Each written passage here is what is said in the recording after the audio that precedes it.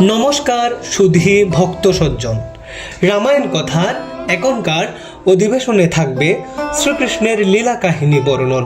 সামনেই শিব চতুর্দশী আগত, আর তাই শিব চতুর্দশী আসার আগে এই কয়েকদিন আমরা পরমেশ্বর ভগবান শ্রীকৃষ্ণের লীলা কাহিনী রামায়ণ কথায় বর্ণন করব, যা অজানা এবং রহস্যময়।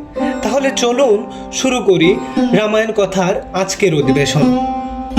শ্রীকৃষ্ণের এতগুলো নারীর সঙ্গে সম্পর্ক থাকার কারণ কি ছিল, তার সত্যতা জানবো আজকে এই ভিডিওটি থেকে। তাই চ্যানেলে নতুন হলে ধর্মীয় এমন অজানা প্রসঙ্গগুলো জানতে চ্যানেলটিকে সাবস্ক্রাইব করে আমাদের রামায়ণ তথা ধর্মীয় তথ্যগুলো অনুসন্ধানে উৎসাহ প্রদান করুন। চিত্রকূট পর্বতে পরমেশ্বর ভগবান শ্রীরামচন্দ্র, মা সীতা, লক্ষ্মণ মহাশয় সমেত গিয়েছিলেন। তখন চিত্রকূটে 60,000 মুনি ঋষি উপস্থিত ছিলেন।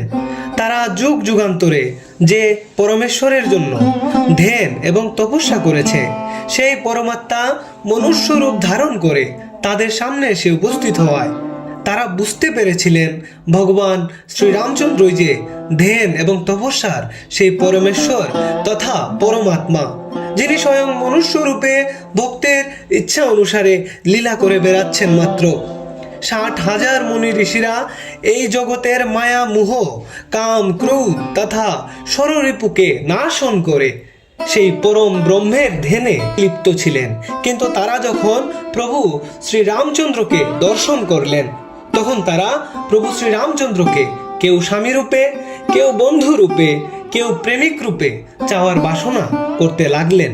তখন অন্তর্যামী ভগবান, সমস্ত করুণার কেন্দ্রবিন্দু, ভক্তের অভিলাষ পূর্ণকারী, ভক্ত মনোরঞ্জনকারী পরমেশ্বর ভগবান শ্রীহরি প্রভু শ্রীরামচন্দ্র মুচকে হাস্য করে মনে মনে বলতে লাগলেন, এই লীলায় আমি শুধু সীতাপতি অর্থাৎ সীতা দেবীর স্বামী, কিন্তু যখন আমি আগামী লীলায় আসব, অর্থাৎ যখন পরমেশ্বর ভগবান শ্রীকৃষ্ণ আসবেন, তিনি সবার আশা পূরণ করবেন, অর্থাৎ তিনি কারো প্রেমিক, কারো স্বামী হয়ে মনোবাঞ্ছা পূর্ণ করবেন। তাই পরবর্তীতে সেই মুনি ঋষিগণ বৃন্দাবনে গোপ গোপিনী হয়ে আবির্ভূতা হয়েছিলেন।